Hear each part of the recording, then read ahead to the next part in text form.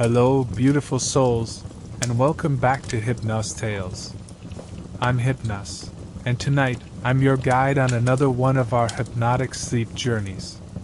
Before we drift off into the depths of imagination and relaxation, if you find solace and peace in these tales, please consider gently tapping that subscribe button, sharing this journey with someone who might need a moment of tranquility, and of course, leaving a quiet like to help others find their way to our peaceful corner of the internet.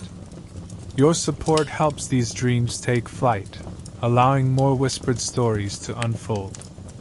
For now, find your most comfortable spot, let your breath deepen, and allow your body to become heavy and relaxed.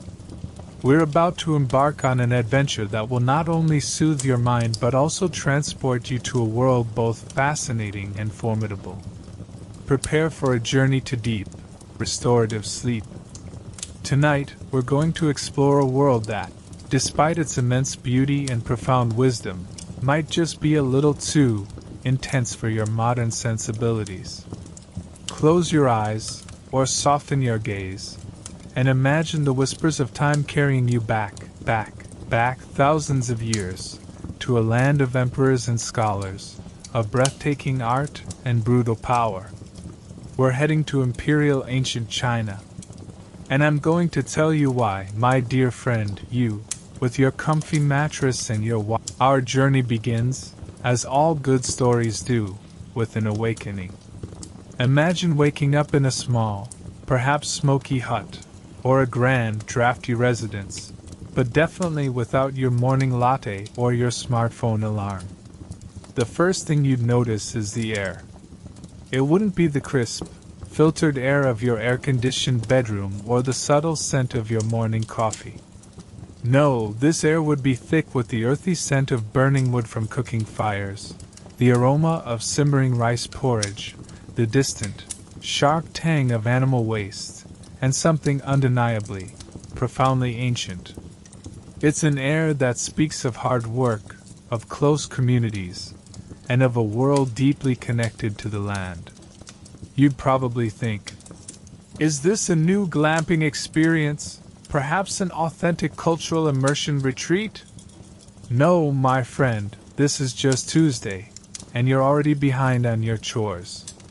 Your guide didn't mention the persistent smell of fermented bean paste. And then the sounds. Not the gentle hum of your refrigerator, the distant drone of traffic, or the chirping of your digital notifications. Instead, you'd hear the rhythmic clatter of wooden carts on unpaved roads, the distant, sing-song cries of street vendors hawking their wares, perhaps steamed buns, fresh vegetables, or bolts of homespun cloth. You might hear the crow of a rooster, the bray of a donkey, and the murmur of a language you likely wouldn't understand, spoken in dialects that varied greatly even over short distances. Your modern senses, accustomed to convenience and controlled environments, would be immediately overwhelmed by the raw, unfiltered reality of ancient life. You'd be starting your day already out of your depth, a fish out of water in a vast, powerful ocean. Your first thought might be, where's the nearest Starbucks? Or at least a quiet corner for meditation? And the answer, my dear friend, is about 2,000 years into the future. Just try not to get fined for looking too confused, or for failing to immediately understand the complex social cues in the Emperor, the divine burden of the Son of Heaven and his gilded cage. Now, let's talk about the absolute bedrock of Imperial China, the Emperor. This wasn't just a king, this was the Son of Heaven, the divinely appointed ruler who held the mandate of heaven. This concept, the Tianming, was perhaps the most crucial political and philosophical idea in ancient China. It meant that the emperor's right to rule was granted by a cosmic power, a divine decree. But here's the catch, and it's a big one: the mandate wasn't permanent. If an emperor became tyrannical, ineffective, or simply lost the trust of heaven, often signaled by widespread natural disasters, devastating rebellions, or economic collapse, the mandate could be withdrawn and passed to a new dynasty. This constant pressure meant the emperor, despite his supreme power, was always acutely aware of the need to maintain cosmic harmony and order. It was a terrifying balancing act of power and responsibility, a burden almost too immense for any single mortal. One flood too many, one drought too severe, and whispers could turn to shouts, and shouts to open revolt. Consider the swift collapse of the Qing dynasty, which unified China but quickly crumbled due to its harsh legalist rule and massive conscription projects like the Great Wall.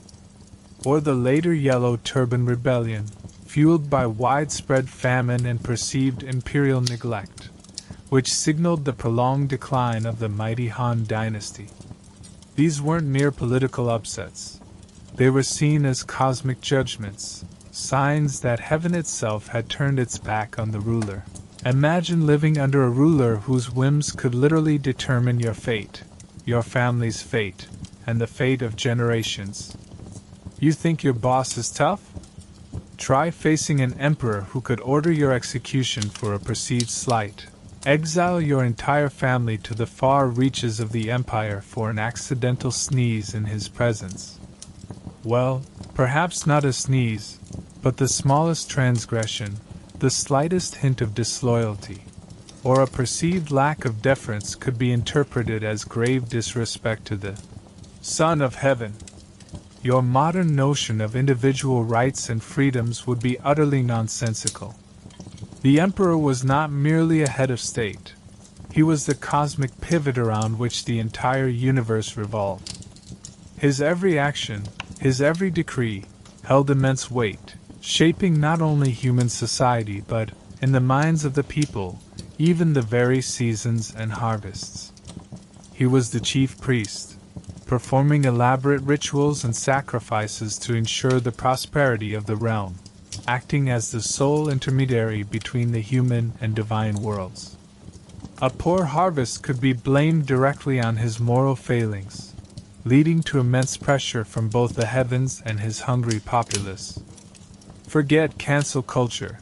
This was cosmic cancellation, and it involved much more than losing your social media presence. It involved losing your head, and potentially constrain it. If he decided to embark on a massive public works project, like building a new palace, extending the Great Wall, or diverting a river, millions could be conscripted into labor, often with brutal conditions and high mortality rates, all on his spoken word. Your modern concern about government overreach pales in comparison to the boundless, unquestionable power of the imperial throne. Life was precarious, and respect for authority wasn't just encouraged.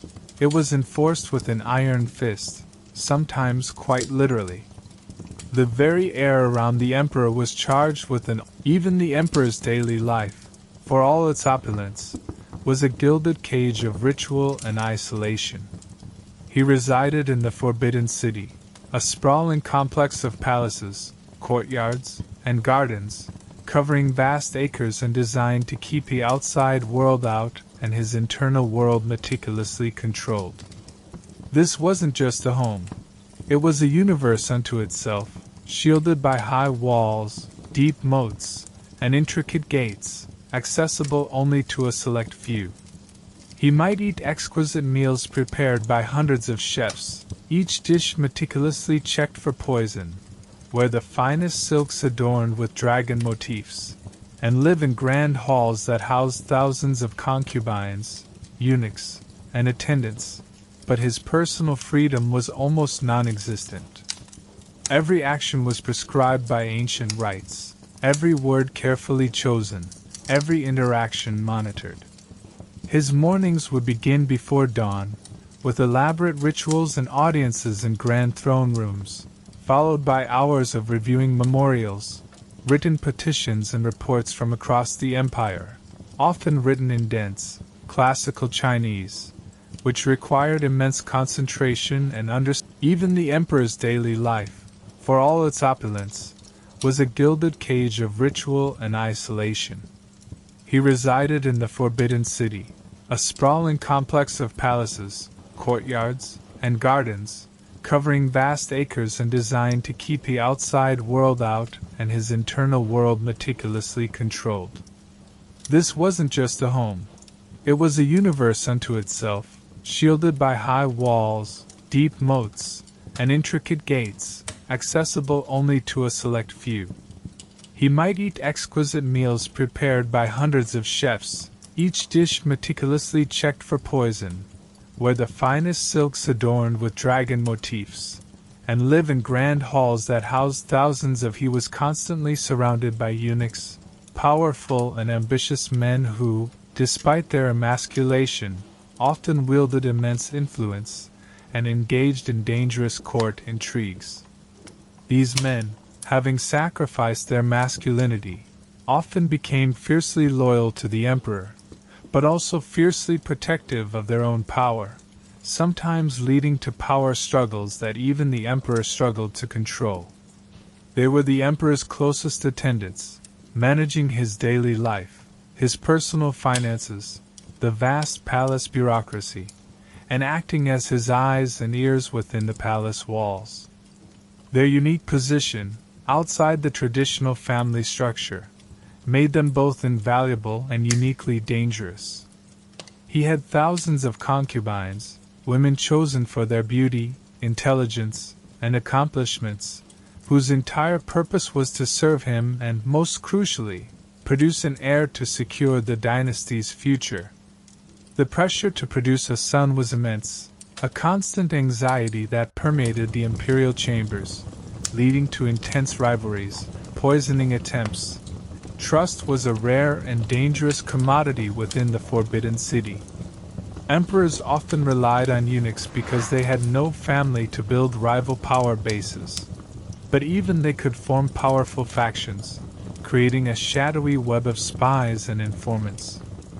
Influence, spying on each other, slandering rivals, and engaging in subtle power plays that could cost lives and bring down entire family lineages. Consider the succession struggles that often plagued dynasties. Princes would scheme, forge alliances with powerful ministers or eunuch factions, and sometimes even assassinate rivals to secure their claim to the throne, leading to periods of profound instability and bloodshed at the very heart of power. The role of powerful empresses or empress dowagers could also be immense, as they often acted as regents for young emperors, sometimes holding effective power for decades, shaping the political landscape with their own factions and ambitions, sometimes even seizing direct power, as in the case of Empress Wu Zetian, China's only female emperor, whose reign was marked by both brutal purges and remarkable administrative achievements. Imagine being the most powerful person in the world, yet constantly under scrutiny, unable to truly relax or confide in anyone without risking your life or your dynasty. Your boss might demand a lot, but at least you get to go home and kick your feet up and complain to your cat. The emperor's home was his prison, his burden, his divine mandate, and his every moment was a performance for a vast audience of ambitious courtiers and unseen cosmic powers. You'd probably find your imperial stress levels through the roof before you even had law and order, a system of fear, collective consequences, and the brutality of justice. This brings us to law and order. Forget due process, my friends, forget Miranda rights or the presumption of innocence. Imperial China operated under a legal system that was, shall we say, direct, often arbitrary, and invariably brutal. The primary goal of the law was to maintain social order and uphold the authority of the state and the emperor.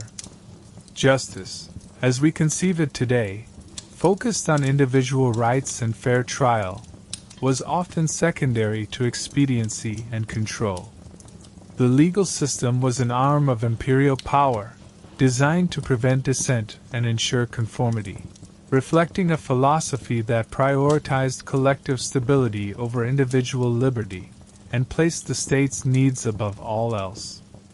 You'd quickly realize your Twitter rants would earn you a lot more than just a bad retweet. Punishments were often severe and public, serving as stark deterrents and grim spectacles. Minor offenses could lead to flogging with bamboo sticks, a punishment designed not just to inflict pain but to publicly shame the offender. Imagine being publicly beaten for something as seemingly minor as petty theft, tax evasion, an unauthorized gathering, or even an argument with a neighbor that escalated too far. Your privacy, your dignity, would be utterly stripped away in front of a jeering or silent crowd, a chilling spectacle meant to instill fear and obedience. For slightly more serious offenses, branding on the face or forehead was common, leaving a permanent, visible mark of your disgrace, effectively ostracizing you from society, forever marked as a criminal. For crimes like robbery, assault, or corruption, disfigurement, such as cutting off a nose or ears, or severing hands and feet, was not uncommon in earlier dynasties, a gruesome testament to the state's power and a lasting warning to others. And then there was banishment, disease, and backbreaking work on imperial projects like road building, mining, or constructing fortifications. This wasn't a prison sentence. It was often a slow death sentence through sheer exposure and exhaustion. For the gravest offenses, treason, rebellion, widespread banditry, or insulting the emperor, the punishments were truly horrific. Decapitation, the most common form of execution, strangulation, sometimes preferred for nobility as it kept the body intact, or even the dreaded death by 1,000 cuts. Lynching, a slow and excruciating method of execution designed to maximize suffering, desecrate the body, and send a chilling, unforgettable message to any potential rebels. These public executions were not hidden away. They were spectacles, performed in town squares, meant to reinforce the absolute power of the state and strike terror into the hearts of the populace. You'd witness these punishments in public squares, a constant, gruesome reminder of the chilling power of the state. And then, there's the concept of collective punishment, or lianzhua. This was a terrifying aspect of imperial law that would shake your modern sense of individualism to its core. If one member of your family, your household, or even your immediate community committed a serious crime, your entire clan could face the consequences. This could mean confiscation of property, forced exile to distant, inhospitable regions, literally sending your entire family hundreds or thousands of miles away, often to die from starvation or disease, or even execution of multiple family members, sometimes extending to 9 generations of male relatives, including the families of the offender's father, mother, wife, and their children. Imagine your cousin, bless their cotton socks, perhaps unwittingly participating in a small, localized rebellion or harboring a fugitive, and suddenly, your whole family, parents, siblings, children, aunts, uncles, grandparents, are packing their bags for a forced march to a desolate frontier, or worse, facing the executioner's blade for something they had no part in. The bond of family, which was so central to Chinese society, also became a chain of collective responsibility, making everyone a potential hostage to the actions of a single relative. This concept is utterly alien to our modern legal systems, where individual culpability is paramount. This system was designed to foster self-policing within communities. If you knew your neighbor's transgression could mean your own demise, you'd be far more likely to report suspicious activity or prevent wrongdoing. Every village had its local elders or officials who were held responsible for the behavior of their community members, and they, in turn, were responsible to higher authorities, creating a cascade of accountability. The Baojia system, for example, organized households into groups of 10 or 100, with each member responsible for the actions of the others. If one person committed a crime, the entire group faced punishment. Informers were everywhere, incentivized by rewards or coerced by fear, and suspicion could breed quickly, creating an atmosphere of pervasive distrust. Your modern inclination to speak your mind freely, to challenge authority, or even to passively resist would be incredibly dangerous. Your every word, every association, every action would be under scrutiny. Best to keep that under wraps unless you fancy an unexpected career change to Imperial road builder, permanently, or an even less desirable fate. The rule of law was less about individual rights and more about maintaining the stability of the empire at all costs, even at the cost of immense human suffering.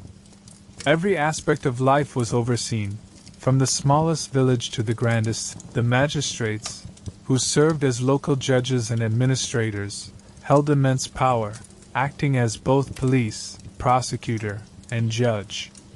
They were often far from home, appointed to areas where they had no local ties to prevent corruption, but this also meant they might not understand local customs and could be entirely arbitrary in their judgments.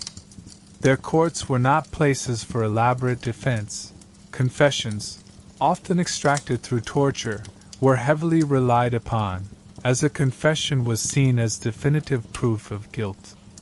Torture methods could include flogging, squeezing fingers between sticks, kneeling on chains, or suspension. There was no appeal system in the modern sense. A judgment by a magistrate was often final, and without connections or wealth, a common person had very little recourse against an unjust decision. Your belief in a fair hearing, in legal representation, in the presumption of innocence, would be shattered within moments of encountering this system. It makes a bad day in traffic court seem like a spa day. The concept of li, ritual propriety, was often more important than law, in everyday disputes, meaning that social harmony and correct behavior were valued over strict legal adherence, further complicating any clear-cut notion of just daily life and social structure, the enduring toil, rigid ranks, and the rhythms of survival. Beyond the terrifying legal system, let's delve into daily life and social structure. Imperial China was a rigidly hierarchical society, a pyramid with the emperor at its apex. Below him, the scholar officials, the literati, who had passed the grueling imperial examinations. We'll get to those. There were the administrative elite, the educated gentry, living a life of relative comfort and prestige, often holding immense local power as the conduits of imperial authority. They were revered for their learning and their service to the state. Then came the farmers, who were considered the backbone of society, revered for their essential role in feeding the empire, yet often living lives of immense hardship and poverty. Their toil literally supported everyone else. Below them were the artisans, skilled craftspeople who produced everything from pottery and silk to weapons and tools, their mastery of a craft vital to the economy.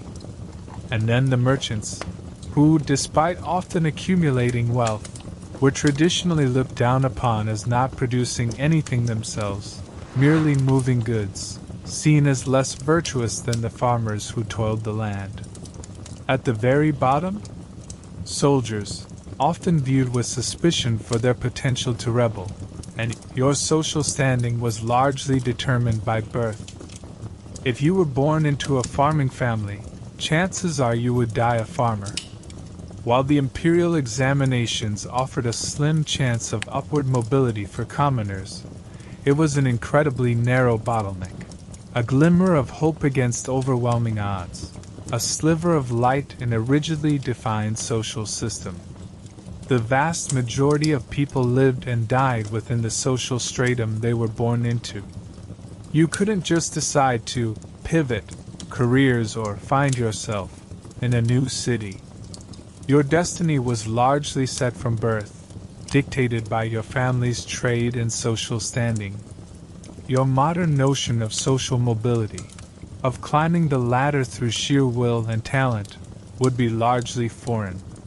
Forget LinkedIn, your network was pretty much your immediate family, and your career path was often determined before you could. The farmers, the backbone's burden, and the unforgiving earth. Imagine waking up not knowing if you'd have enough food for the day. Famines were frequent, often caused by drought, flood, or locust plagues. Life for the vast majority of the population, the farmers, was incredibly tough.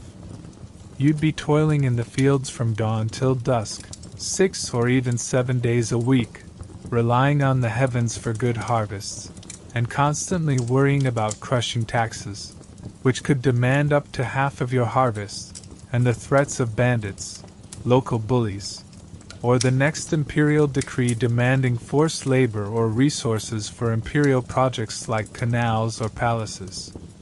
Forget your comfortable work-life balance. Your life was work, and then some, often dictated by the unforgiving rhythms of the agricultural calendar. Every season brought its own intense labor: planting, weeding, harvesting, irrigating. You'd be manually plowing fields with oxen or buffalo, meticulously transplanting rice seedlings in muddy paddies, or tending to terrace fields carved into hillsides, some ingeniously designed to capture every drop of water on steep slopes. You'd be dealing with pests like locusts, rodents, and insects that could decimate a crop overnight, and you'd have no modern pesticides to assist you. Your body would be constantly sore, calloused, and tired from the relentless physical demands. Tools were basic: wooden plows pulled by oxen or buffalo, hand hoes, sickles, primitive winnowing machines, all requiring immense physical effort. You'd be truly at the mercy of the elements, and a single bad harvest, simple amusements, like storytelling around a communal fire or folk songs passed down through generations, were precious moments of respite, enjoyed after a long day of labor under the stars. The rhythms of life were dictated by the sun, the seasons, and the imperative to produce food, leaving little room for individual desires beyond basic survival. Your farm-to-table experience would be a literal, daily struggle for existence, and you'd be intimately familiar with the taste of raw toil. The artisans, crafting a living and the mastery of skill. If you were an artisan, you might fare slightly better, but your life was still one of demanding labor and strict social hierarchy. Whether you were a potter shaping exquisite ceramics on a foot-powered wheel, a weaver creating sumptuous silks thread by painstaking thread on a complex loom, a carpenter building intricate structures with hand tools, or a metalsmith forging tools and weapons in a smoky forge, your skill was your livelihood. Training often involved a long apprenticeship, living with a master and dedicating years to learning a craft, often with little pay beyond room and board, becoming part of the master's extended family. Imagine the precise, laborious process of silk production, from cultivating mulberry trees to feeding millions of silkworms, boiling cocoons, reeling the delicate, almost invisible threads, dyeing them with natural pigments, and then painstakingly weaving them into lustrous fabric, a task requiring immense patience, precision, and hundreds of hours for us. Artisans often worked in family workshops or guilds, passing down techniques through generations, protecting trade secrets. While respected for your skill, you were still seen as subservient to the scholars and farmers.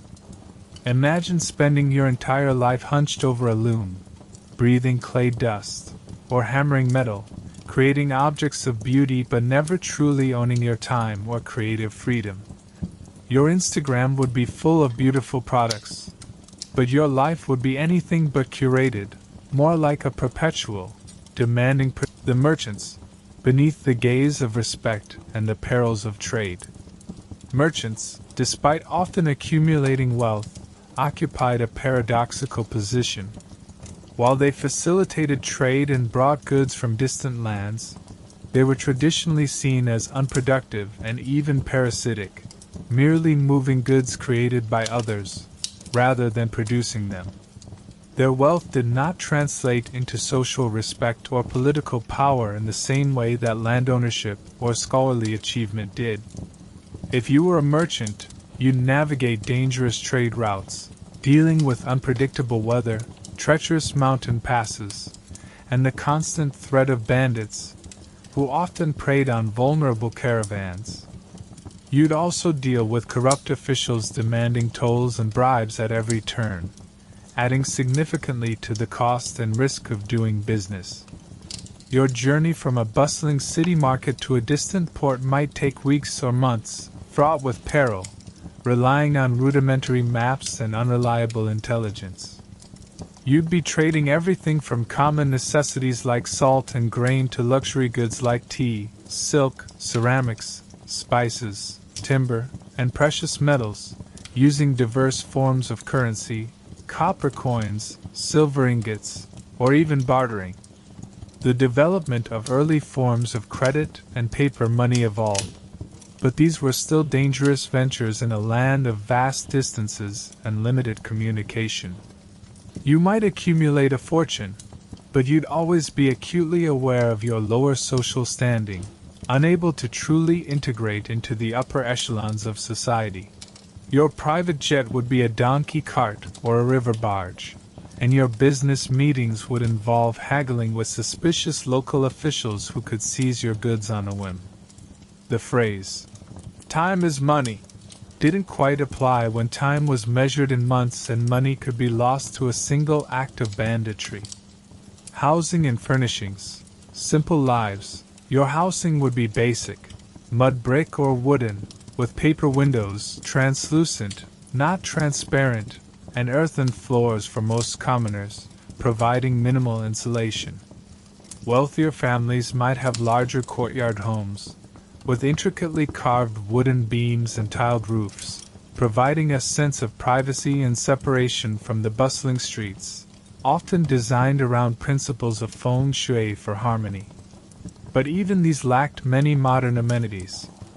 Heating in winter would be from charcoal braziers, risking carbon monoxide poisoning, or communal kangs, heated brick beds connected to a stove, keeping you warm from below. And cooling in summer would rely on breezes and shade provided by courtyard layouts or overhanging eaves, with fans being a luxury for the wealthy. Forget central heating or air conditioning. Running water and indoor plumbing were virtually non-existent for the vast majority. Water was drawn from wells, rivers, or collected rainwater, and often contaminated. Human waste was often collected as fertilizer, but sanitation was rudimentary at best, and disease spread easily. There were no separate bathrooms. Waste management was a very hands-on affair, involving chamber pots and communal privies. Furnishings were simple: low tables, cushions for seating, and wooden chests for storage. Beds were often raised platforms or mats on the floor, usually shared by multiple family members. Your concept of a comfortable, spacious home with multiple rooms and modern furniture would be an diet and health, a constant battle against scarcity and disease. And the diet? For the common folk, it was mostly grains, millet in the north, rice in the south, with some vegetables and perhaps fermented soybean products like tofu and soy sauce. Meat was a rare luxury, typically reserved for special occasions or the wealthy, who might enjoy pork, poultry, or fish. Imagine missing your morning coffee, your microwave meals, your very diet. You might miss your avocado toast just a tiny bit, or perhaps a large bit.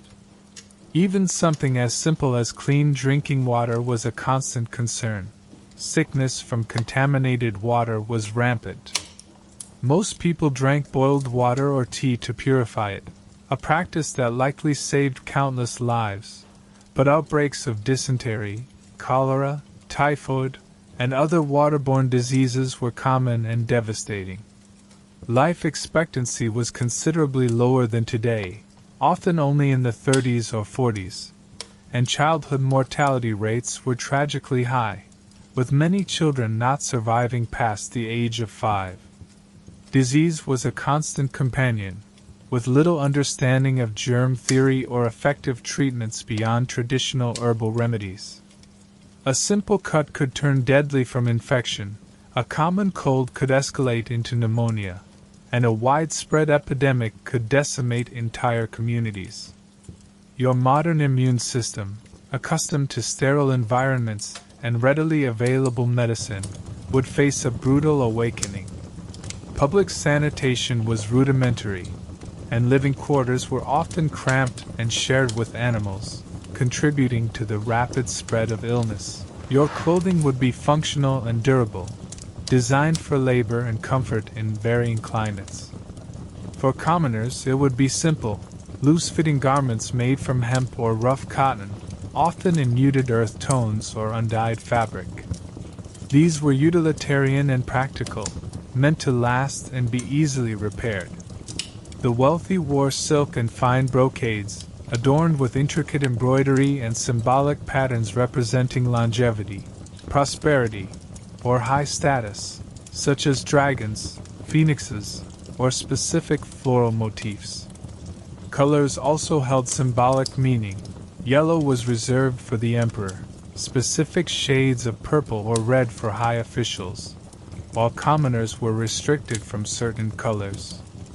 Your hairstyle would be simple, typically long and tied back for men, often in a topknot, and women would often wear their hair in elaborate updos, adorned with pins and ornaments, especially for formal occasions.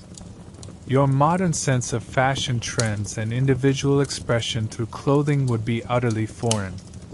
You'd be wearing the same basic outfit most days, not just for comfort, but because that's what was available and appropriate for your station. Leisure activities were simple and communal, deeply intertwined with the seasons and cultural traditions. Storytelling around a fire, often recounting ancient myths, heroic tales, or local legends, was a common evening pastime.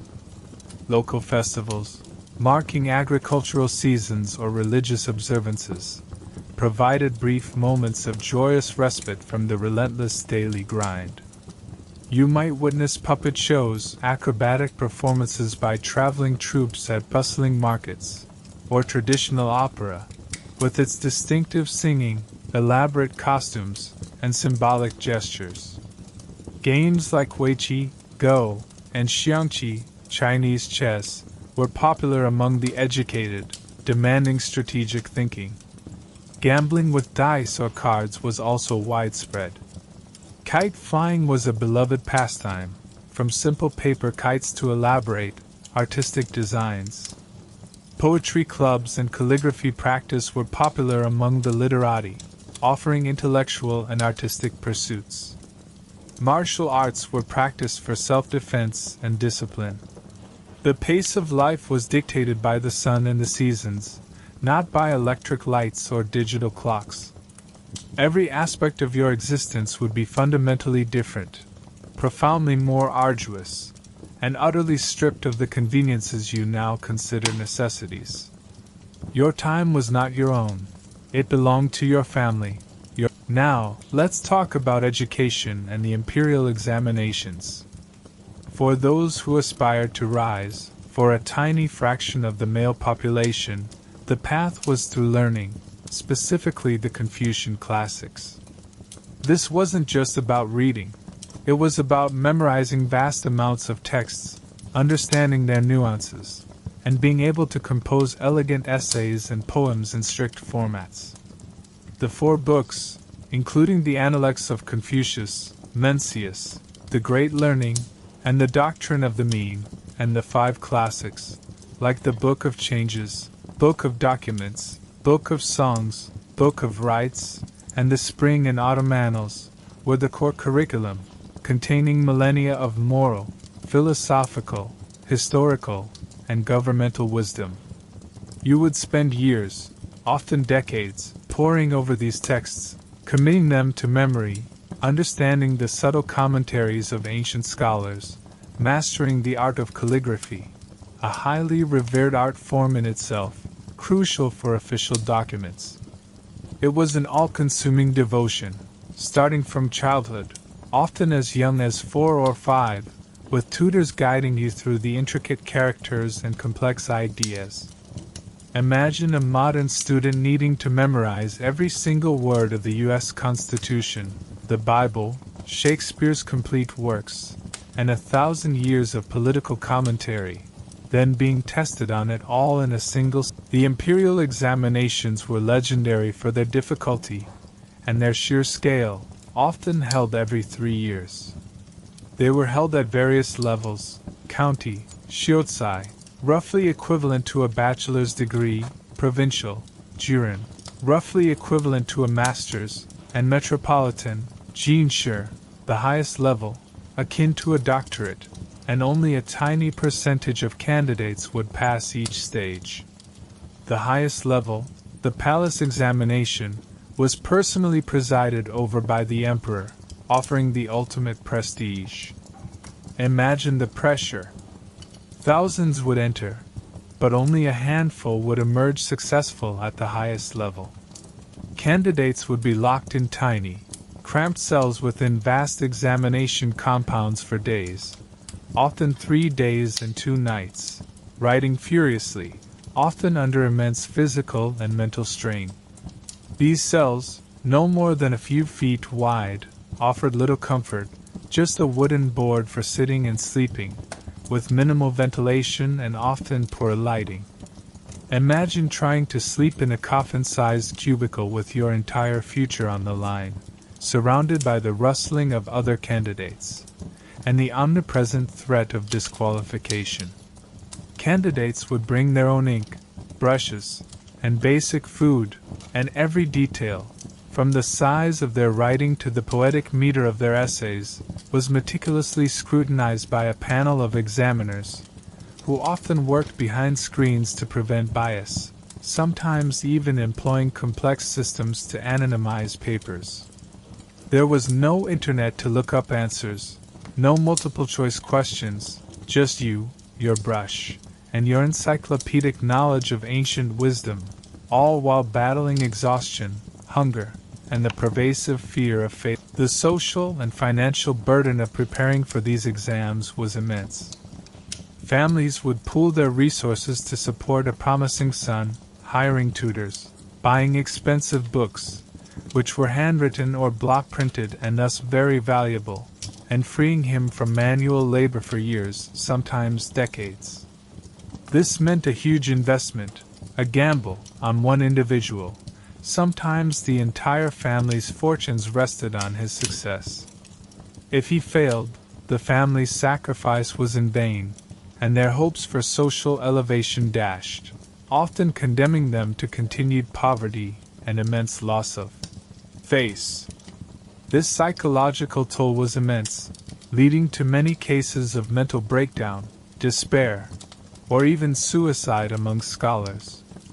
Cheating was also rampant, despite severe punishments like branding, exile, or even execution, with candidates trying to sneak and crib notes written on silk or even hidden inside their clothes, or bribing examiners, reflecting the desperation and high stakes of the system. And the failure rate?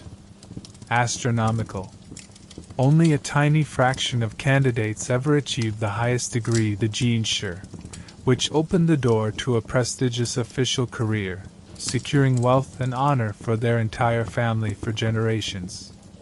If you failed, and most did, you could try again, year after year, sometimes until old age, sacrificing your entire life, your family's resources, and your youth for a chance at a coveted official position. Many grew old and died as failed scholars, their lives a testament to the brutal competitiveness of the system, often becoming local tutors, struggling for meager livelihoods, or becoming increasingly eccentric, carrying the weight of their family's disappointment and their own shattered dreams. The shame, the disappointment, the lost opportunities. It was a profound burden, not just on the individual but on their entire lineage who had invested so much hope and resources in their success. It was the ultimate academic pressure cooker, far more intense than any modern university entrance exam or professional licensure test. Imagine dedicating your entire life, your family's entire fortune, to preparing for an exam you might take 10, 20, 30 times, only to consistently fail.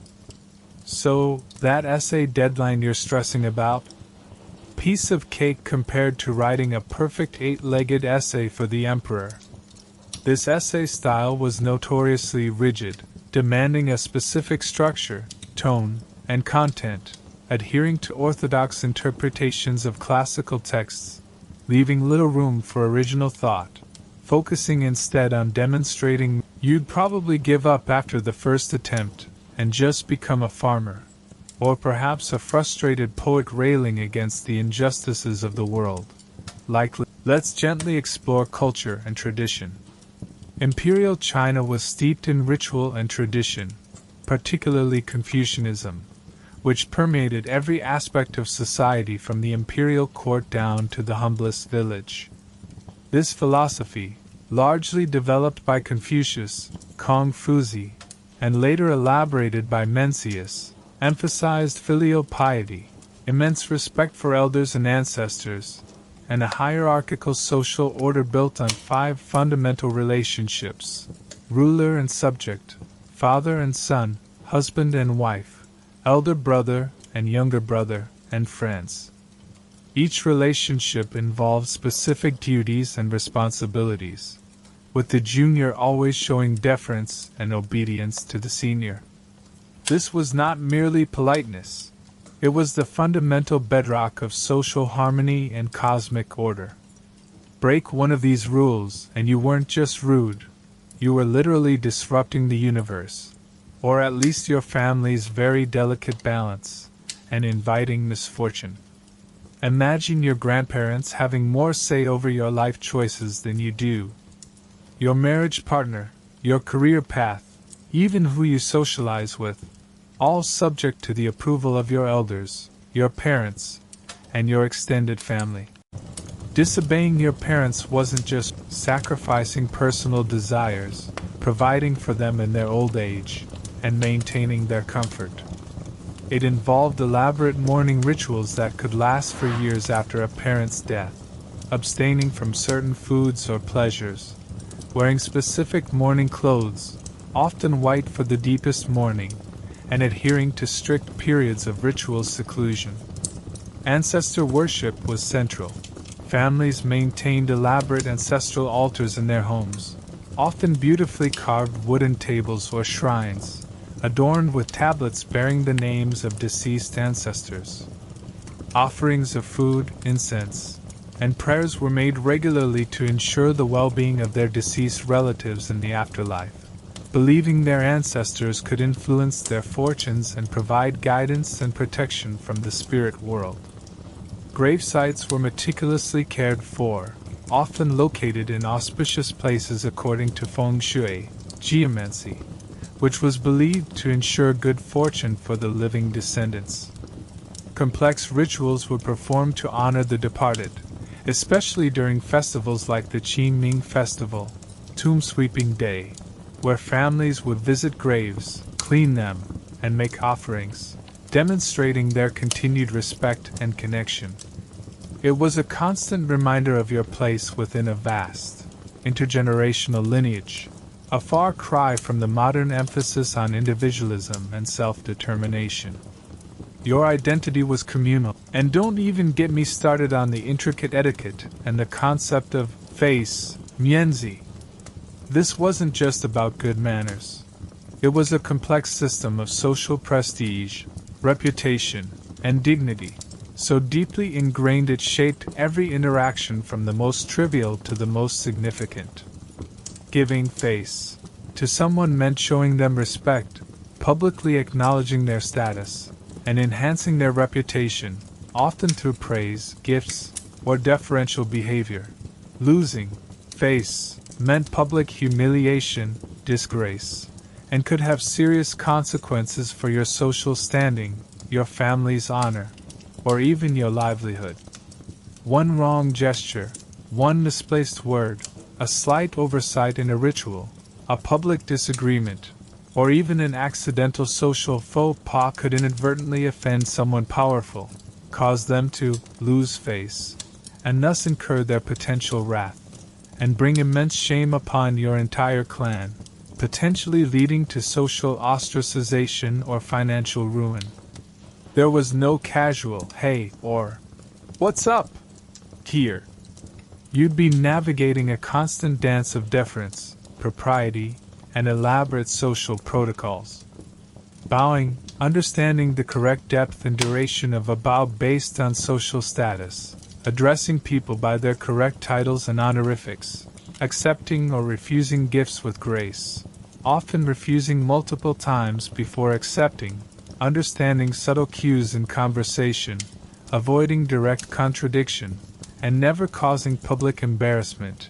It was a minefield of potential faux pas. Your modern self, used to casual Fridays, direct communication, and a generally relaxed social environment, would probably be committing social suicide by lunchtime, completely unaware. Could be a diplomatic incident, resulting in silent judgment or open disdain.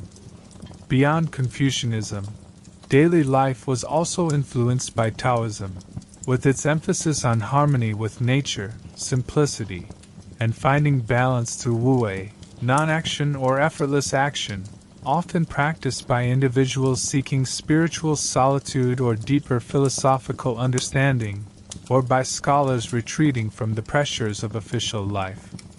Taoist practices influenced traditional medicine, like acupuncture, alchemy, seeking immortality through elixirs, sometimes fatally, and various folk religions, leading to beliefs in deities, immortals, and the power of natural forces to be either harnessed or appeased. Buddhism, introduced from India during the Han Dynasty, also played a significant role, offering concepts of karma, reincarnation, and nirvana, providing spiritual solace and influencing art and architecture. Various schools of Buddhism, like Chan, later Zen in Japan, developed unique Chinese characteristics, emphasizing meditation and enlightenment. Temples, monasteries, monks, and superstitions abounded, deeply woven into the fabric of daily life. People carefully observed auspicious days for events like weddings, funerals, or building construction, consulting calendars and astrologers to ensure good fortune. They consulted geomancers, feng shui masters, for proper building placement and grave orientation to ensure good fortune and harmonious energy flow, believing that the correct placement of homes and ancestors' graves could determine a family's prosperity for generations. Divination using oracle bones or consulting the I Ching was common for predicting the future or making important decisions. Omens, good and bad, were constantly observed, from the flight of birds to unusual weather patterns or strange dreams, all interpreted for their significance. Spirit worship, the belief in various local deities, nature spirits, and mischievous ghosts, was pervasive, requiring specific rituals and offerings to appease them. Protective charms and talismans were commonly used to ward off evil. Traditional medicine, while sometimes effective, e.g., acupuncture, herbal remedies, also involved beliefs in qi, life force, and yin-yang imbalances, practices vastly different from modern pharmaceuticals. The understanding of the human body was largely based on energy flows rather than anatomical dissection. The role of the physician was respected, but often focused on balancing energies rather than attacking specific germs. Your reliance on scientific facts and evidence-based practices would be completely out of place in a world where unseen forces, the simple act of drinking tea, for example, was an intricate social ritual. Tea was not just a beverage, it was a symbol of hospitality, friendship, and aesthetic appreciation. Mastering the art of tea preparation, from selecting the leaves to the precise pouring, was a mark of refinement. Elaborate tea ceremonies, involving specific utensils and movements, were common among the elite and scholars, a meditative practice in itself. Imagine offering someone a quick coffee from a pod machine. That would be considered an unpardonable breach of etiquette. And don't even get me started on the complexities of marriage customs, typically arranged by families through a matchmaker, based on family status, wealth, and auspicious astrological signs, with little regard for personal affection between the bride and groom. The process involved elaborate bride prices from the groom's family and dowries from the bride's, reinforcing the idea of marriage as a contract between families rather than individuals. The wedding itself was a long, ceremonial affair, sometimes lasting for days, with every detail symbolic, from the bride's red wedding gown to the 3 kowtows, bows of respect, to heaven, earth, and ancestors, and a procession that might. Annual festivals punctuated the year, offering brief respites from the relentless daily grind. The Lunar New Year, a grand celebration of family reunion and renewal, involved elaborate meals, ancestor worship, and firecrackers to ward off evil spirits, lasting for days or even weeks with visiting relatives and feasting. The Mid-Autumn Festival celebrated the harvest with mooncakes and lanterns, honoring the moon and family unity.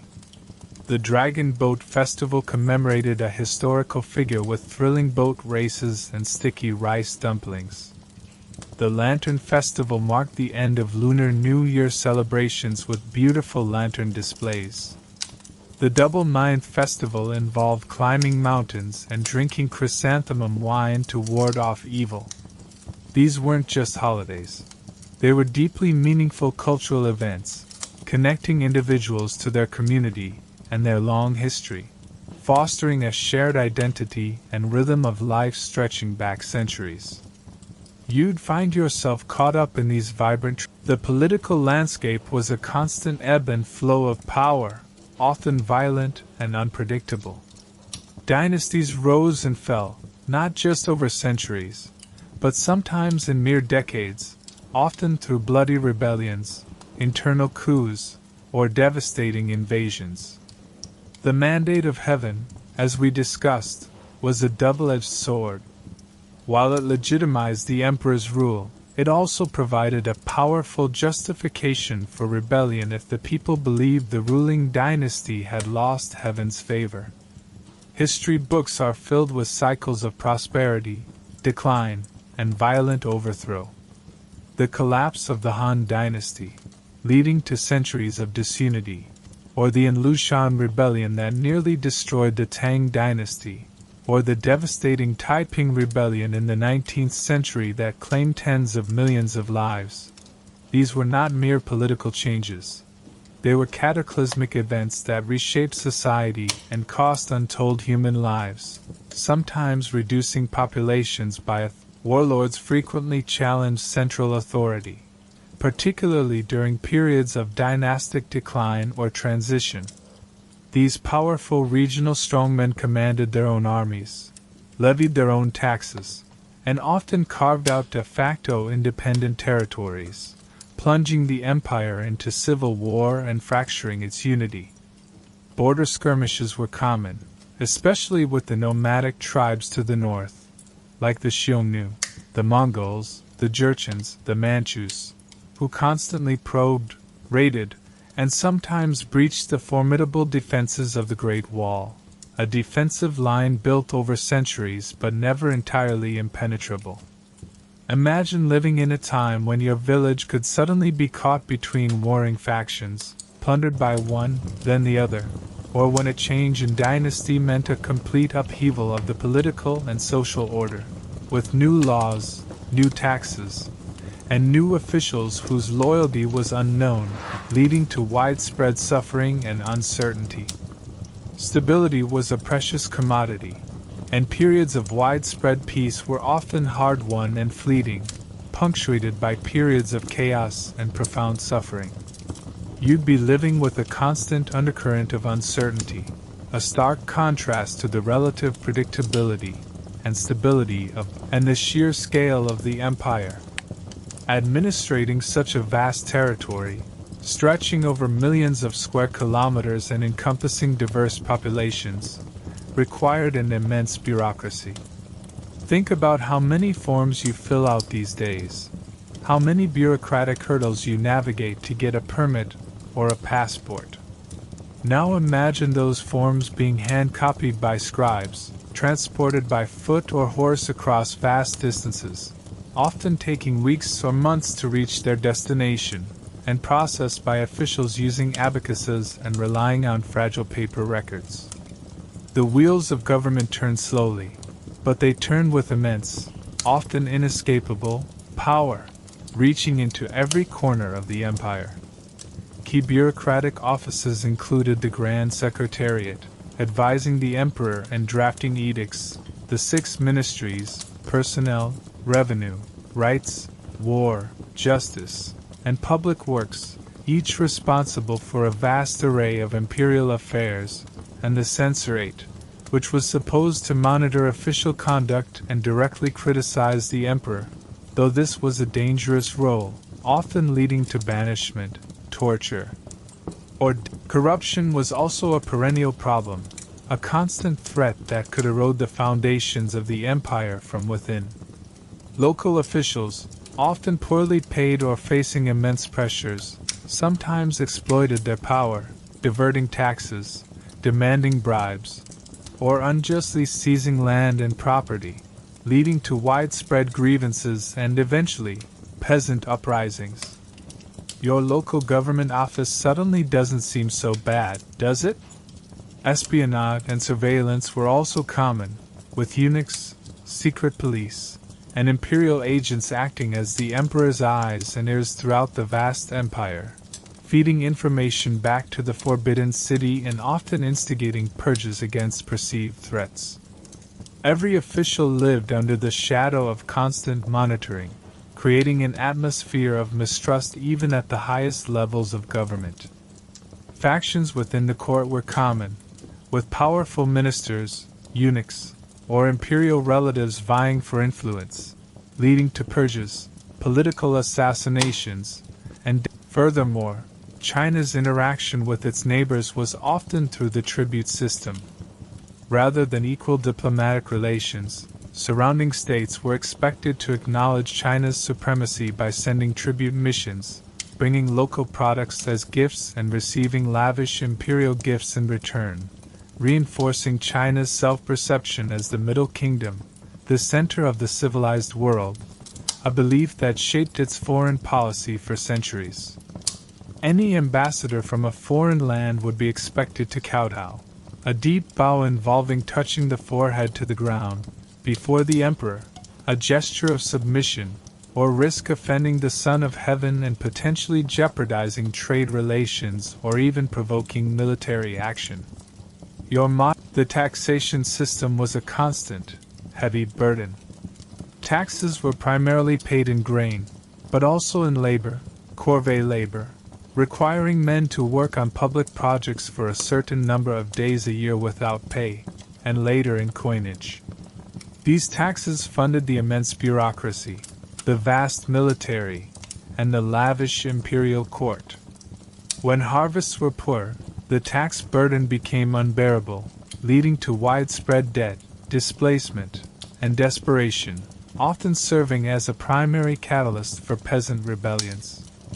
Imagine your tax return involving physical labor and sacks of rice, with no H&R Block to help you out, and the tax collector potentially taking more than his legal share, or even demanding additional fees for his personal enrichment.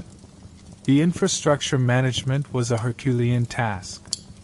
The Grand Canal, thousands of miles long, linking the Yellow and Yangtze rivers and serving as a vital artery for grain transport, required constant dredging and repair.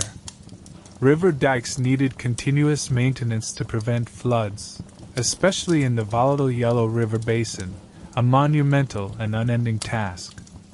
Roads had to be kept clear for imperial messengers and trade, a constant battle against erosion and natural decay.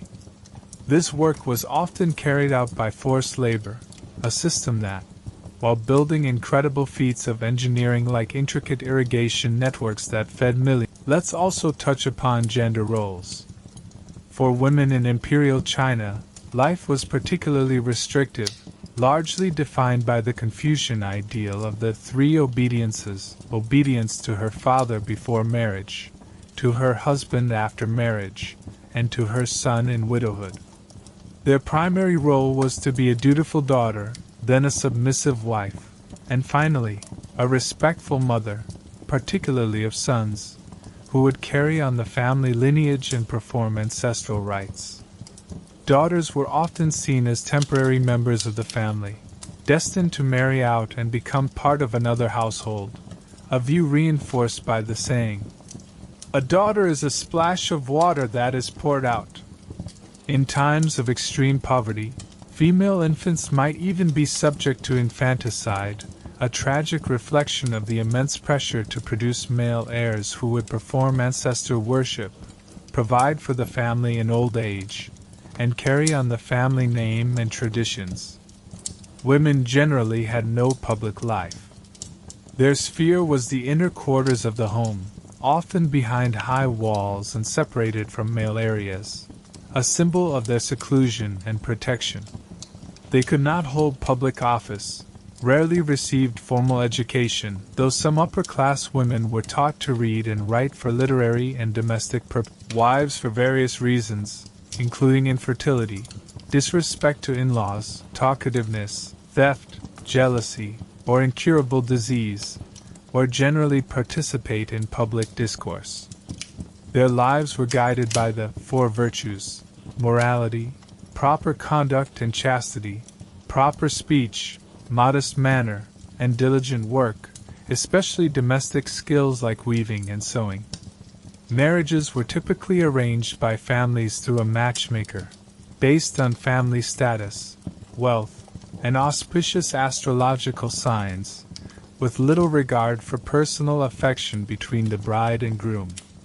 The process involved elaborate bride prices from the groom's family and dowries from the bride's, reinforcing the idea of marriage as a contract between families rather than individuals. The wedding itself was a long, ceremonial affair, sometimes lasting for days, with every detail symbolic, from the bride's red wedding gown, symbolizing good luck, to the three kowtows, bows of respect, to heaven, earth, and ancestors, and a grand procession that might involve elaborate palanquins, musicians, and firecrackers. Once married, a woman was expected to live with her husband's family and serve her mother-in-law, often entering a household where she had no immediate allies and was at the bottom of the family hierarchy, having to prove her worth. One of the most physically and psychologically crippling practices for upper-class women, though not universal throughout all dynasties or regions, was foot binding.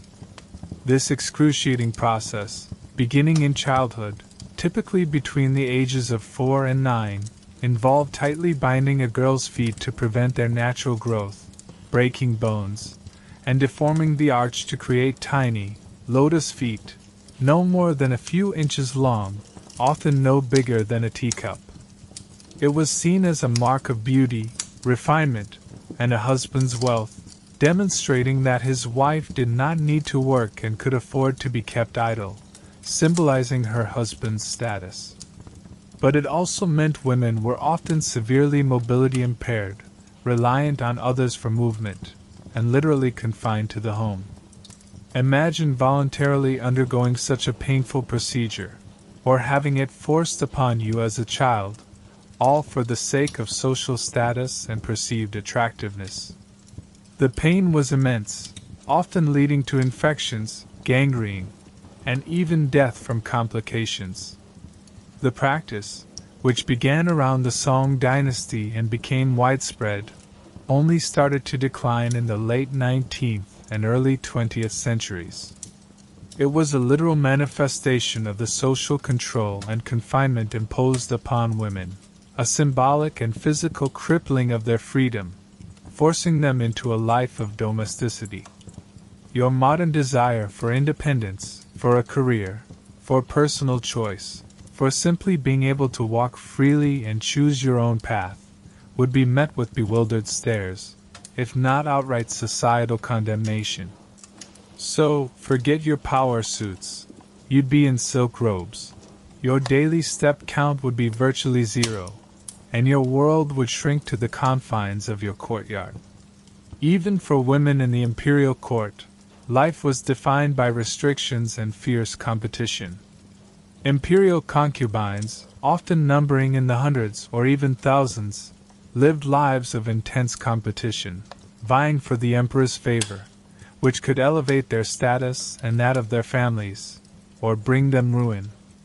They were beautiful, educated, and often highly talented in arts like music or poetry, but their lives were ultimately dictated by the emperor's desires and the constant intrigues of the harem, a gilded cage of luxury and insecurity, fraught with rivalries, jealousies, and dangers, including infanticide if a son was born to a rival. A fall from favor could mean isolation, neglect, or worse, even poisoning. Rare exceptions, like Empress Wu Zetian, who ascended to become China's only female emperor, stand out precisely because they defied these norms, navigating the treacherous waters of court politics with extraordinary skill and ruthlessness. But even her rise was marked by violence and intrigue, a testament to the immense power she seized and the dangers she faced. Peasant women, while not subject to foot binding, faced equally arduous lives of physical labor in the fields, alongside their male counterparts, in addition to managing the household, raising children, and performing domestic. And let's not forget the sheer environmental challenges. Imperial China was a land of immense natural beauty, but also one highly susceptible to nature's unpredictable and often devastating forces.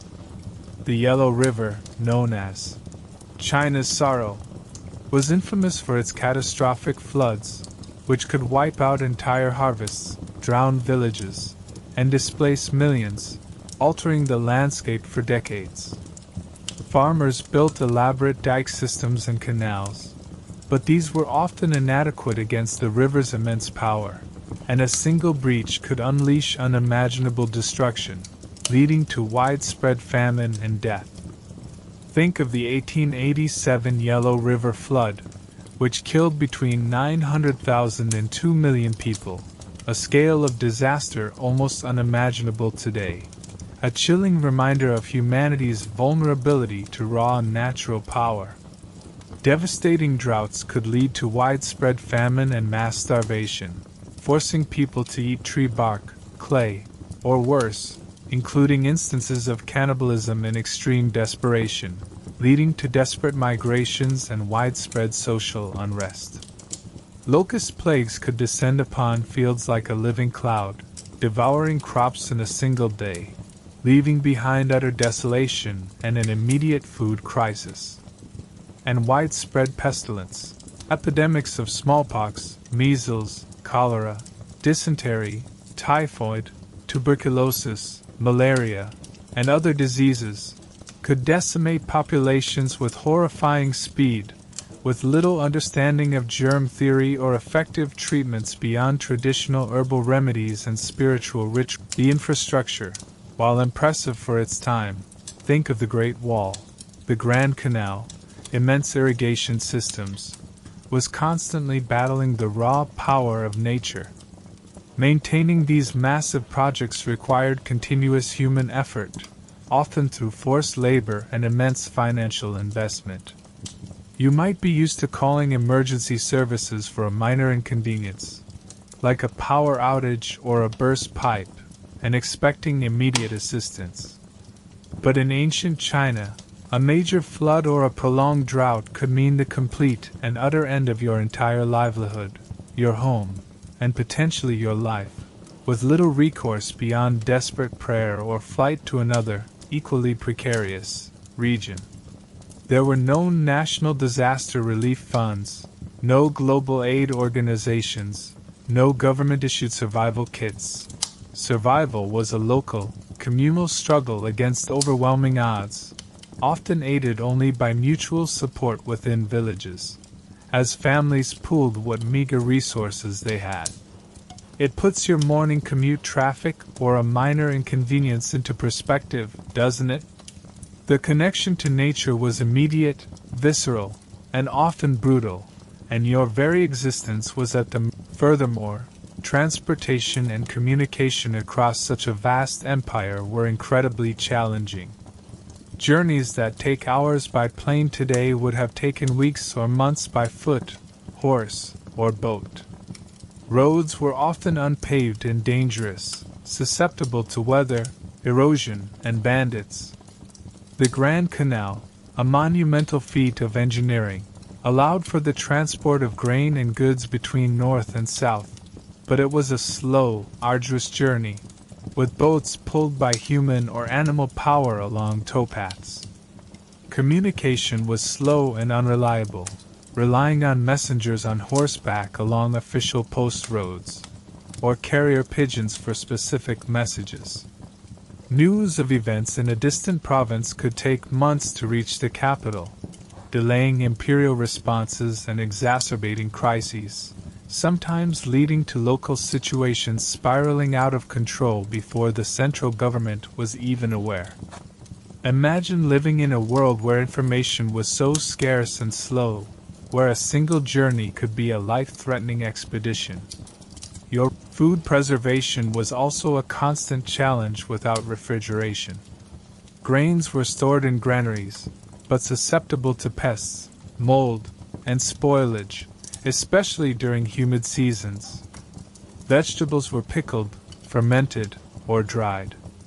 Meat was salted, smoked, or dried, but still a luxury, and fresh meat could only be kept for short periods. Malnutrition was common, weakening resistance to disease and making people more susceptible to illness. Medical practices were rudimentary, relying on herbal remedies, acupuncture, moxibustion, burning dried mugwort on the skin at specific points, and traditional concepts of balancing bodily energies like qi and yin-yang. The understanding of the human body was largely based on energy flows rather than anatomical dissection, and knowledge of germ theory was non-existent. Sanitation was primitive, and surgical procedures were rare and dangerous, often leading to fatal infections. Common ailments like toothaches could become agonizing, potentially fatal conditions due to infection, and childbirth was extremely dangerous for both mother and child, with high mortality rates. Even historical climate change played a significant role. Periods of colder temperatures often led to shorter growing seasons, exacerbating famines and contributing to social unrest, which in turn weakened dynasties and made them more vulnerable to internal rebellions or external invasions from nomadic groups seeking warmer, more fertile lands. The connection between environmental conditions and political stability was direct and brutal, a powerful reminder of humanity's enduring vulnerability to the natural world. Deforestation, caused by clearing land for agriculture and using wood for fuel and construction, also led to soil erosion and desertification in some regions, further exacerbating environmental challenges. And finally, the constant threat of war and invasions. The Great Wall wasn't built for fun. It was a testament to the constant pressure from nomadic tribes to the north, the Xiongnu, the Mongols, the Jurchens, the Manchus, who constantly probed, raided, and sometimes breached the formidable defenses. Life on the borders was particularly perilous, with frequent raids, skirmishes, and the ever-present danger of a full-scale invasion, where entire cities could be besieged and sacked, populations massacred or enslaved, and vast regions left desolate. The Mongol invasions under Genghis Khan and Kublai Khan, or the Manchu conquest that established the Qing dynasty, were periods of unimaginable violence and upheaval that completely reshaped the empire and left behind a legacy of immense suffering, with millions dying. Even within the empire, rebellions and internal conflicts were a recurring theme, often sparked by the injustices of the system. Peasant uprisings, often fueled by famine, heavy taxation, or corrupt officials, could sweep across vast regions, engulfing entire provinces in civil war. Dynasties often ended not with a whimper, but with a bloody bang, as rival factions battled for control, turning the countryside into a battlefield. You could be conscripted into the army at any time, forced to leave your family and fight in distant lands, facing unimaginable horrors. For the common man, conscription was a terrifying prospect. There was no professional standing army in the modern sense for much of imperial history. Often, farmers were pulled from their fields to fill the ranks when needed, their agricultural tools replaced by weapons. You'd be given basic training, rudimentary weapons, perhaps a spear, a basic sword. There were no Geneva Conventions, no modern medical aid on the battlefield, no concept of combat psychology. Battles were often hand-to-hand, brutal, short, and often fatal, ending in a chaotic rout or a desperate last stand. Warfare technology involved basic swords, spears, halberds, axes, and various forms of bows and crossbows, capable of inflicting terrible wounds. Siege engines were used to breach city walls, like enormous trebuchets, catapults, and battering rams, often with horrifying casualties on both sides. Early forms of gunpowder weapons, such as fire lances and primitive cannons, were developed but often unreliable and more for psychological impact initially, though they evolved over time. Naval warfare occurred on rivers and coastlines, often using relatively simple junks, but capable of large-scale engagements. Military organization relied on banners and drum signals for commands, but communication on the battlefield was often poor, leading to confusion and chaos. Discipline was harsh, with severe punishments for desertion or insubordination, including which further impacted civilian populations, creating a vicious cycle of violence and deprivation. If you survived the battle, you still faced disease, starvation, and the grueling march home through unforgiving terrain, often with little to no pay or recognition. Many soldiers never returned, leaving families in despair and ruin, their names often forgotten by history. Your idea of basic training would be a holiday. The aftermath of prolonged warfare was equally devastating for civilian populations. Farms were destroyed, crops burned, homes plundered, trade routes disrupted, and countless lives lost not just to direct violence, but to famine and disease exacerbated by the chaos. Entire regions could be depopulated, leaving ghost towns in their wake, and taking generations to recover, their social fabric shredded. Looting and banditry were rampant in war-torn areas, turning daily life into a desperate struggle for survival, often leading former peasants to become bandits themselves out of desperation. The psychological trauma of living through such conflicts, witnessing unimaginable horrors, was immense, a constant shadow hanging over people's lives. So, while your biggest fight might be getting a good signal on your phone or dealing with a difficult customer, theirs was often for survival itself, for the very life of their family and community against overwhelming forces. The constant threat of violence, both from external enemies and internal strife, shaped the daily lives and mindsets of millions, instilling a deep-seated caution and a profound sense of the fragility of peace.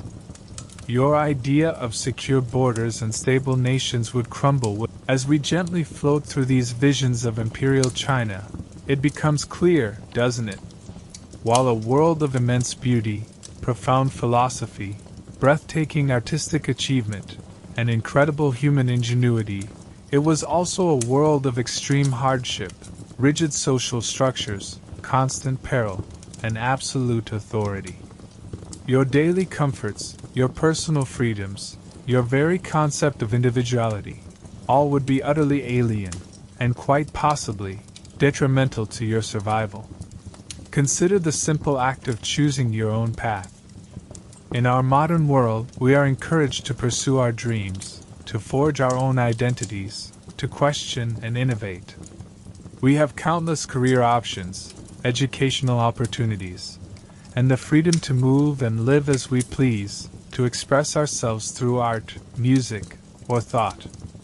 In Imperial China, your path was largely predetermined by birth, by gender, by tradition. Deviating from it was not just frowned upon, it was often dangerous and almost impossible. The pressure to conform, to uphold family honor, to respect your elders, to follow the established order, was immense.